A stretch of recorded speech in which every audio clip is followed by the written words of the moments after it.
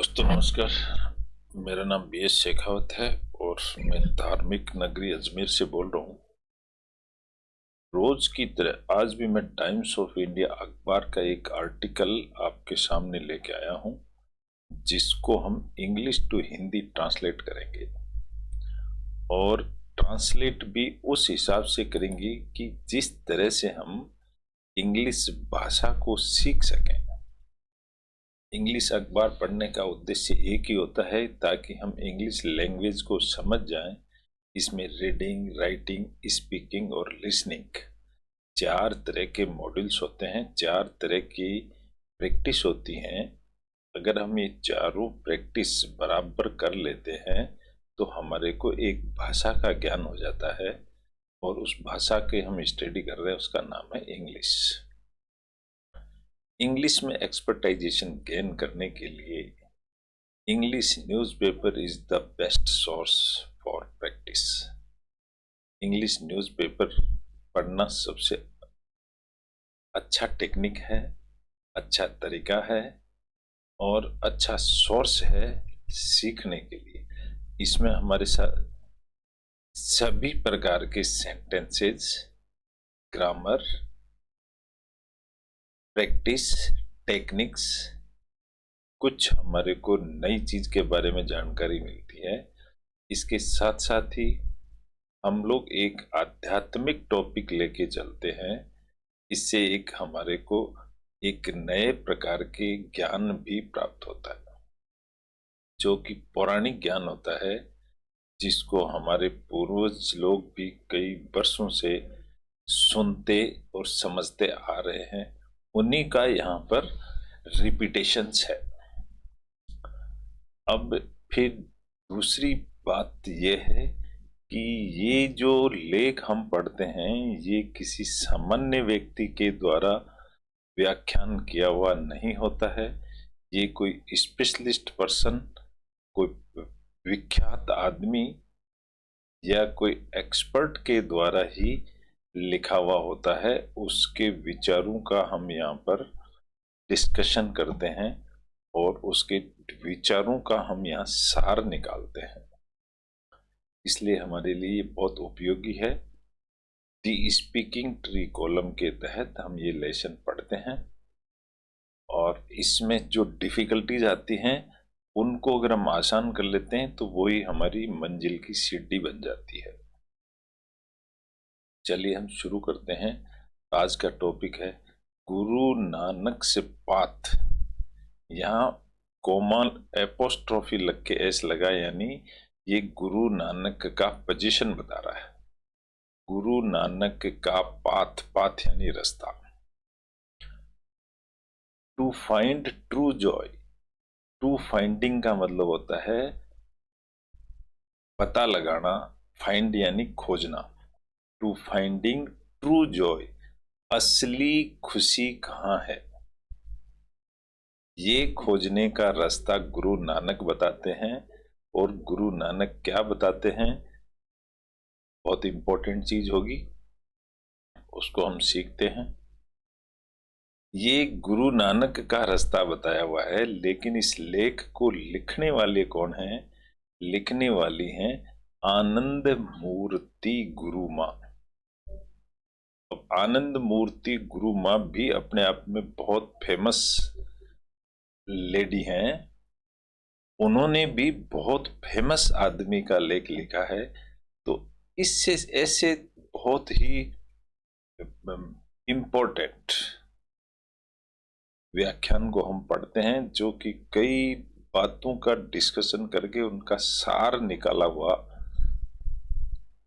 होता है, उसकी हम स्टडी कर रहे हैं। अब गुरु माँ गुरु नानक की बात को किस तरीके से व्यक्त करती है वो हम देख रहे हैं। यहाँ गुरु आनंद मूर्ति गुरु माँ कौन है, एक छोटा सा इंट्रोडक्शन ले लीजिए। ये है आनंद मूर्ति गुरु माँ और इनकी खासियत क्या है ये इनके अबाउट में लिखी हुई है। A music yet contemporary, contemporary का मतलब होता है समयकालीन। Anand Murthy Guru Maa can be described as a as both a modern day sage, sage यानी साधु, and an eleventh grade metaphysicist. Metaphysicist किसको कहते हैं? रूपक या ट्रांसफॉर्मेशन को कहते हैं। Both born with an exceptionally endowed mind, ये पैदा हुई हैं with an exceptionally endowed mind। endowed का मतलब होता है प्रदान किया गया इनको दिमाग, जैसे कि भगवान ने इनको दिमाग प्रदान किया हुआ है। even as a child, जब वो बच्ची थी, सी वॉज कीन ऑन एक्सप्लोरिंग, तब भी उनके अंदर बहुत कीन यानी उत्सुकता थी the fundamental nature of reality की। फंडामेंटल का मतलब होता है मूल रूप से, नेचर की रियलिटी क्या है, ये उनकी तमन्ना थी शुरू से ही, जब से बचपन थी। ये आज क्या कह रही हैं, इसको हम स्टडी कर रहे हैं। इन्होंने क्या लिखा है, मैं इसको माइक्रोसॉफ्ट वर्ड में लिख दिया है, छाप दिया है मैंने इसको समझाने के लिए। ये हेडिंग हो गया इनका, गुरु नानक पाथ। या एस लगने का मतलब होता है पोजीशन, गुरु नानक का पाथ, रास्ता। To finding true joy, to finding का मतलब होता है टू प्रीपोजिशन है, फाइंडिंग एक नाउन बन गया। यहां पर टू फाइंड लिखते तो भी चलता, टू फाइंड ट्रू जॉय भी चल सकता था, टू फाइंडिंग भी चल सकता है। ये एक छोटी छोटी ग्रामर की चीजें हैं जो हमको रोज अखबार पढ़ने से ही समझ में आएगी, कभी कभी ग्रामर भी पढ़नी पड़ेगी।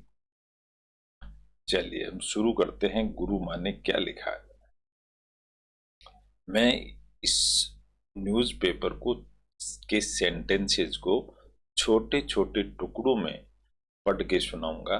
उसका मतलब ये होता है कि प्रत्येक प्रीपोजिशन के बाद एक नाउन आता है, तो जहां भी प्रीपोजिशन आ जाएगी मैं वहां थोड़ा सा पॉज देता हूं। जैसे यहाँ फॉर आ गया, फॉर एक प्रीपोजिशन है तो हम थोड़ा सा पॉज देंगे और इसके सेंटेंस वाला आगे, इसके बाद का सेंटेंस फिर पढ़ेंगे। इस तरह से हम छोटे छोटे टुकड़ों में सेंटेंस को तोड़ के पढ़ेंगे तो हम पूरा सेंटेंस आराम से पढ़ सकते हैं, और सेंटेंस को बड़ा और छोटा भी बनाया जा सकता है प्रीपोजिशन प्लस नाउन से। दूसरी हमारी जो टेक्निक होगी वो single subject single verb, plural subject plural verb, इस पर ध्यान दिया जाएगा। अगर हम ये दो चीज पर ध्यान दे लेंगे तो हम इंग्लिश अखबार को तो बहुत जल्दी पढ़ना सीख जाएंगे। फिर रही बात इंग्लिश ग्रामर की, ग्रामर के लिए अगर एक बार आपको पढ़ना शुरू आ गया तो फिर ग्रामर बहुत जल्दी समझ में आएगी। इसी तरह से कुछ कठिन शब्द होते हैं उनको मैं हाईलाइट कर देता हूं, अगर इनको लिख लिया करेंगे तो यही शब्द 15-20 दिन में लौट के आते रहते हैं और हमारी वोकेब अच्छी मजबूत हो जाएगी। शब्द का अगर हम पोस्टमार्टम करेंगे तो शब्द बहुत जल्दी समझ में आता है। मैं हमेशा शब्द को किसी भी शब्द को भी मैं तोड़ करके बताता हूं ताकि उसका मीनिंग समझ में आ जाए। चलिए शुरू करते हैं। इन हिज वाणी, ये वाणी का मतलब बी कैपिटल होना चाहिए क्योंकि बी वाणी किसी चीज का नाम है। इन हिज वाणी, किसकी वाणी? गुरु नानक की वाणी, वाणी यानी बोल। गुरु नानक की वाणी में गुरु नानक देव एक्सप्रेसेज, एक्सप्रेस का मतलब बताते हैं, हिज लव अपना प्यार बताते हैं, फॉर, अब मैं यहां रुक गया था, फॉर राम, राम के प्रति, एज निर्गुण, राम को एज निर्गुण बताया है गुरु नानक देव ने। One who is beyond attributes, attribute का मतलब होता है किसी के मत्थे कोई चीज मंड देना, या जिसका कुछ सहयोग होता है, कोई स्पेशल होती चीज होती है उसको एट्रीब्यूट कहते हैं। किसी ने योगदान को भी एट्रीब्यूशन कहते हैं, किसी की स्पेशलिटी को भी एट्रीब्यूट कहते हैं। One who is beyond, one कौन है? यहाँ पर श्री राम को वन बोला गया है। हु इज बियॉन्ड एट्रीब्यूट, वो एट्रीब्यूट से बहुत दूर है। निर्गुण मीन्स नॉट पजेजिंग, पजेज यानी कंट्रोल में। निर्गुण का मतलब होता है जिस पर पजेशन नहीं होता है। दी थ्री क्वालिटीज, उसमें तीन क्वालिटीज पर पजेशन नहीं होता है। कौन सी? रजस, तमस एंड सत्व। ये दोस्तों यहाँ मैं थोड़ा सा रुक रहा हूँ। ये हम लोग यहाँ कर रहे हैं हम इंग्लिश टू हिंदी ट्रांसलेट, लेकिन अगर हकीकत देखा जाए तो ये जो कहानियां हम पढ़ते हैं या जो वर्णन हम सीख रहे हैं, ये actually Hindi to English translate किया हुआ है। पहले ये हिंदी हुआ करती थी, उसी को इन्होंने इंग्लिश में छाप दिया और अब हम इसको इंग्लिश टू वापस हिंदी कर रहे हैं। यानी बड़ा आनंद आ जाता है सीखने में और समझने में। यहाँ हम दो भाषाओं के एक्सपर्ट बन जाते हैं, हिंदी और इंग्लिश दोनों के। तीसरी बात यह है कि ये हमारी मदर टंग में लिखा हुआ है, जो हम बचपन से जो सुनते आ रहे हैं वही कहानियां ये हैं, इसलिए इसको समझना बड़ा आसान होता है। चलिए आगे बढ़ते हैं। दीज क्वालिटीज बिलोंग टू प्रकृति, ये जो क्वालिटीज हैं वो प्रकृति से बिलोंग करती हैं, नेचर से बिलोंग करती हैं। And the substratum, substratum substance से सबस्ट्रेटम बना है। सबस्ट्रेटम का मतलब होता है बेस, आधार, मूल रूप। ऑफ दिस प्रकृति इज ब्रह्म, इस प्रकृति का मूल रूप है ब्रह्म। अब ये तो हम कई सालों से पढ़ते आ रहे हैं। आगे देखिए, सी एब्सोल्यूटली रियलिटी, दी एब्सोल्यूटली रियलिटी, सॉरी, एब्सोल्यूट का मतलब कुल मिला करके सच्चाई। विच गुरु नानक देव रेफर्स, रेफर का मतलब संबंधित, टू वेरियसली एज निर्गुण, निराकार, प्रब्रह्म, सत्य एंड आनंद। ये चीजें हैं, ये मूल रूप से पृथ्वी प्रकृति में होती हैं। दी सिख गुरु सेज, अब सिख गुरु हमारे कौन है? नानक राम जी, सॉरी, गुरु नानक देव। और वो ही सिख गुरु हैं, वो कहते हैं that the realisation of the nirgun Ram, निर्गुण कौन है? Ram, can happen only when we get rid of our false egos. जब हमारे अंदर जो ईगो भरे हुए हैं, अगर हम इनको त्याग कर दें तो राम बन जाते हैं। हैपन्स यानी बन जाते हैं राम। एंड कंटेम्पलेट, कंटेम्पलेट का मतलब होता है चिंतन करना। कंटेम्पलेट का मतलब होता है चिंतन। ऑन द सेल्फ, और स्वयं पर हम अगर चिंता करें, विचार करना भी हो सकता है। If we do not contemplate, अगर हम विचार नहीं करते, द ट्रुथ, किस चीज का? सच्चाई का, वी विल स्टे एंटेंगल्ड, तो हम, एंटेंगल्ड का मतलब होता है फंसे रहना, तो हम लोग उलझे हुए ही रहेंगे इन दी थ्री गुण्स, तीन गुणों में। एंड बिकम स्लेव्स, स्लेव का मतलब होता है नौकर, और हम नौकर बन जाएंगे to the body and mind. किसके नौकर? बॉडी और माइंड के हम नौकर बन जाएंगे, ऐसा गुरु नानक देव कहते हैं। एंट्विन्ड, एंट्विन्ड का मतलब भी वही होता है जो एंटेंगल्ड का मतलब होता है, उलझना, किसी पहेली में उलझना। विद द वर्ड, संसार के साथ उलझ जाओगे। क्या कहते हैं आगे? दी माइंड नेवर रेस्ट्स, यहां एस लगा है, इसका मतलब ये प्रेजेंट टेंस में है ये sentence. The mind never rest, mind है वो कभी भी रेस्ट नहीं करता। देयरफॉर, इसलिए, यहां देयरफॉर के बाद कोमा लग गई, क्योंकि देयरफॉर एक एडवर्ब बन गया है ये बताता है कि ऐसा क्यों है। देयरफॉर, इसलिए थिंग्स दैट अराइज, जो चीजें अराइज यानी उत्पन्न होती हैं from the mind never cease, दिमाग में उत्पन्न हुई चीजें कभी एंड नहीं होती, सीज यानी खत्म भी नहीं होती। एनी डिजायर, कोई भी इच्छा, डिजायर यानी इच्छा, फॉर द वर्ड, रिजल्ट से उसका परिणाम होता है इन कंटिन्यूस जनरेशंस, वो कंटिन्यूस जनरेशंस में उसका होता है ऑफ डिजायर्स विथ, इच्छाओं का, and their subsequent outcomes, subsequent का मतलब होता है आउटकम, का मतलब होता है रिजल्ट, और उसके परिणाम भी सब्सिक्वेंट, एक के बाद एक आते रहते हैं। सब्सिक्वेंट का मतलब होता है एक के बाद एक। Your mind is caught, caught कैन की सेकंड फॉर्म है कॉट। आपका माइंड इज कॉट, दिमाग है वो पकड़ लिया गया है इन ड्युअलिटी। ड्युअलिटी का मतलब होता है दो। तो यहां सम स्पिरिचुअल टॉपिक है, इसलिए मैं बता दूं, ड्युअलिटी यानी एक इंसान और एक भगवान। Your mind is caught in two, duality यानी टू, एंड इंटेलेक्ट, और हम इंटेलेक्ट अपनी बुद्धि को लगा लेते हैं instead of being aligned.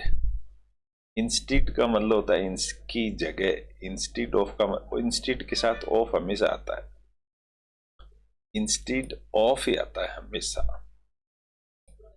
Instead of being aligned with the guru's wisdom, हम गुरु की ज्ञान से अलाइन होने के बजाय हम दुनिया में घूमते रहते हैं।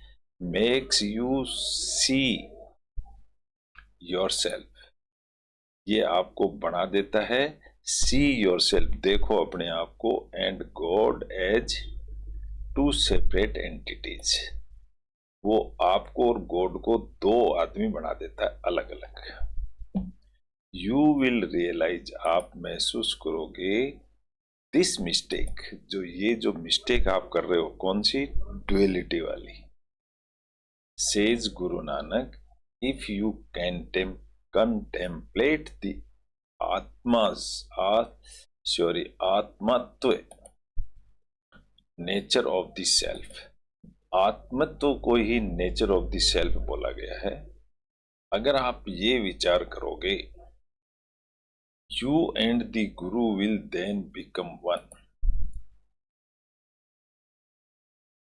You and guru will then become one, अगर आप ऐसा विचार करो तो तुम दोनों एक ही हो। It is the important mind, तो ये तो हो गया, sorry, it is the ignorant mind.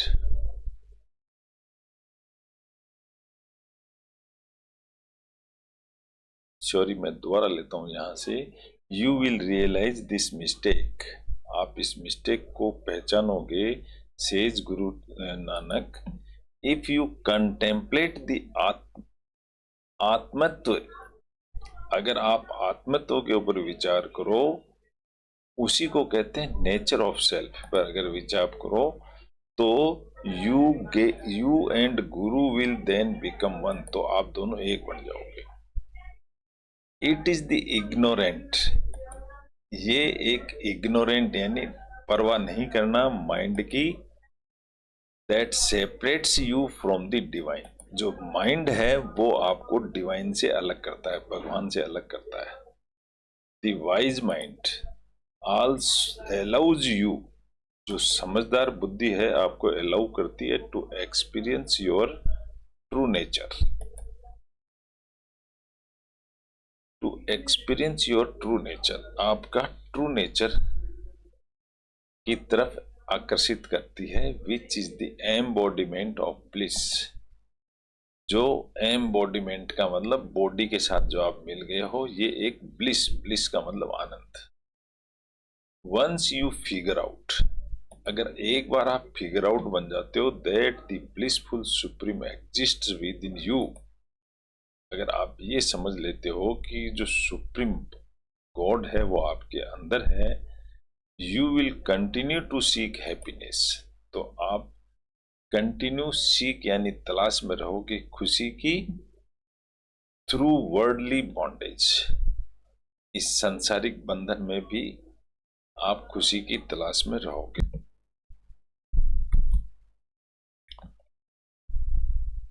Your mind does not even feel the divine support with in. आपका माइंड जो है डज नॉट इवन फील, वो इतना नहीं समझता है the divine support with in, कि डिवाइन भगवान का सपोर्ट आपके साथ है। विच इज वाई, इसीलिए when you sit for meditation, जब आप मेडिटेशन में बैठते हैं, वर्ल्डली थॉट्स ऑफन परसिस्ट, तो सांसारिक जो थॉट्स हैं वो आपके दिमाग में आती हैं। The mind does not dwell in the world, जो दिमाग है ये संसार में नहीं रहता, बट द एंटायर वर्ल्ड, लेकिन जो पूरा संसार है, रिजाइड्स इन योर माइंड, लेकिन संसार तुम्हारे दिमाग में रहता है। The mind has forgotten it's divine nature, जो दिमाग है वो भूल चुका है डिवाइन नेचर, भगवान की जो कि हमारे अंदर है, ये दिमाग भूल चुका है। दैट इज वाई, इसीलिए इट कीप्स वरिंग, इसलिए चिंतित रहता है अबाउट द एंटायर वर्ल्ड, पूरे संसार के बारे में। इफ द माइंड सरेंडर्स, अगर ये आपका माइंड सरेंडर हो जाए, it will merge with the formless supreme, तो ये भगवान के अंदर समा जाएगा।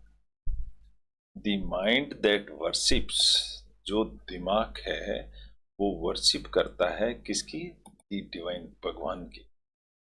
Where every word is hymn to the divine, जहां पर प्रत्येक शब्द है वो हिम का मतलब होता है भजन, हिम के अंदर एन साइलेंट रहता है, ध्यान रखिएगा, इसको सिर्फ हिम बोला जाता है, to the divine.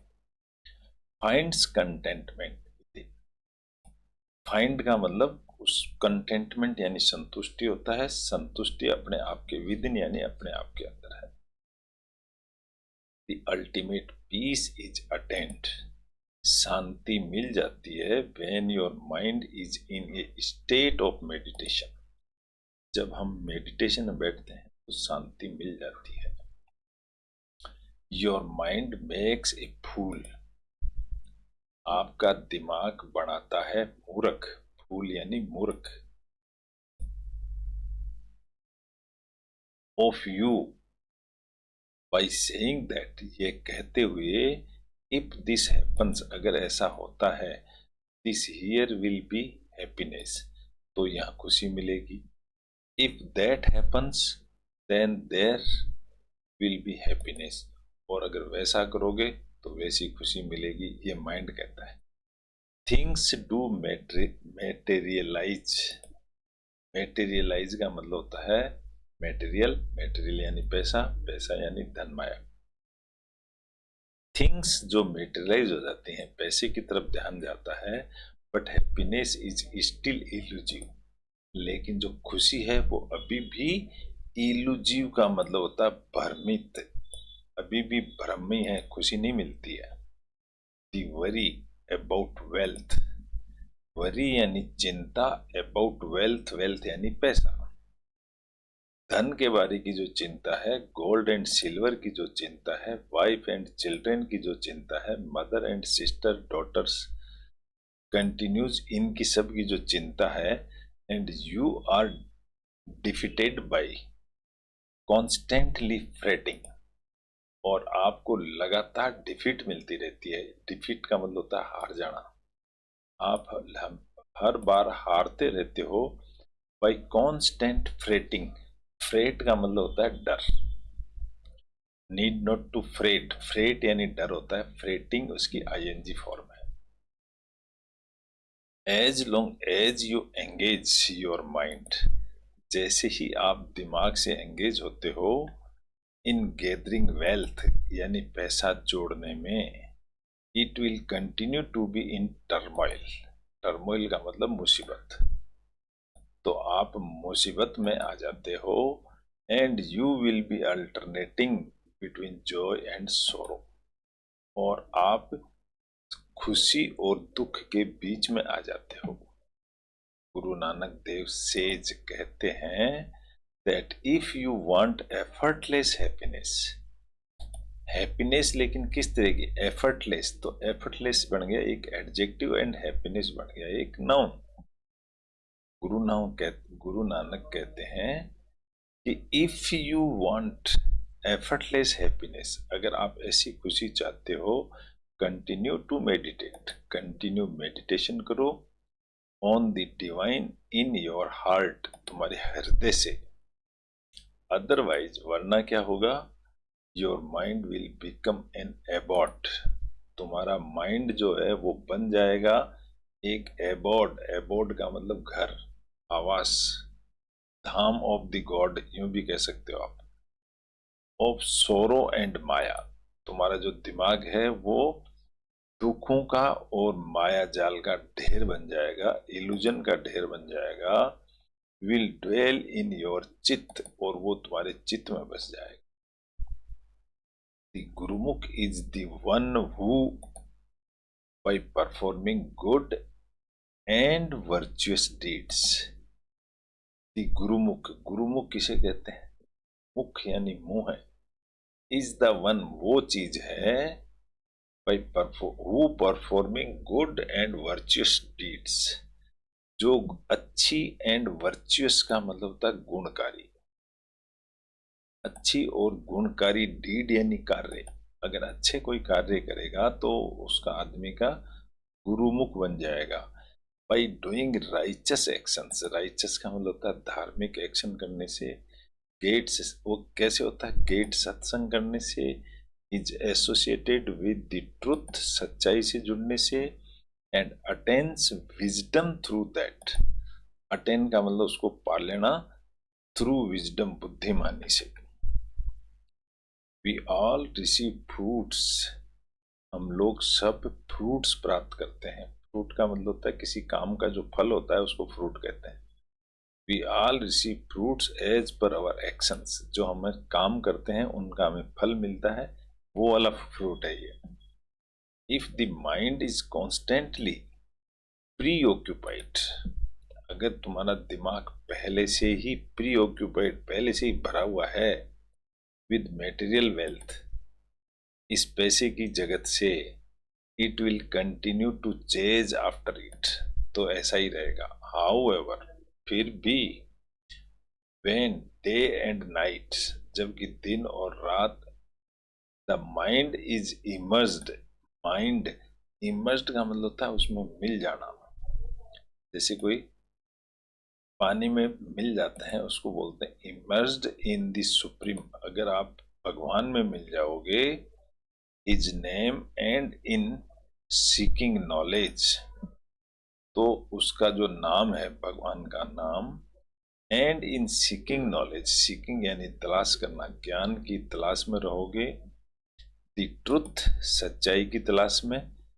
Your life will become something else entirely, तो तुम्हारी जो जिंदगी है बिल्कुल अलग हो जाएगी, ऐसा गुरु नानक देव का कहना है। गुरु नानक देव जयंती इज ऑन नवंबर 27 नवंबर को गुरु नानक देव की जयंती है। आज 22 है, यानी 5 डेज बाद में ये गुरु नानक की जयंती है। इसलिए गुरु माँ ने ये चैप्टर बताया है कि गुरु नानक देव की वाणी इस तरह की थी, प्रेम और सौहार्द वातावरण की वाणी थी उनकी। इससे भाईचारा बना रहता है, लव एंड अफेक्शन बना रहता है, और अगर ये चीजें रहेगी तो ऑटोमेटिक ही सेटिस्फेक्शन मिलता रहता है। इस तरह से एक छोटा सा टॉपिक था, हमने इसको पढ़ा है। इंग्लिश और हिंदी दोनों की हम जानकारी ले रहे हैं, इंग्लिश की टेक्निक्स को समझ रहे हैं, इसके सीक्रेट्स को हम पहचान रहे हैं कि इसमें क्या चीज छुपी हुई है, उसको हम निकाल रहे हैं, समझ रहे हैं। इसी तरह से अगर एक टॉपिक, एक टॉपिक आप रोज इंग्लिश न्यूज़पेपर का पढ़ते रहें, लेकिन वो कहानी के रूप में हो, तो आप एक भाषा के अच्छे जानकार बन जाएंगे। ये मेरा वादा है। किसी को कुछ भी इसमें समझने में या करने में दिक्कत आती है, प्लीज कमेंट्स में, I will give reply off all your questions with a very systematic way. Everybody can contact me at any time. Thanking you. कल फिर मिलेंगे एक नए टॉपिक के साथ में, तब तक के लिए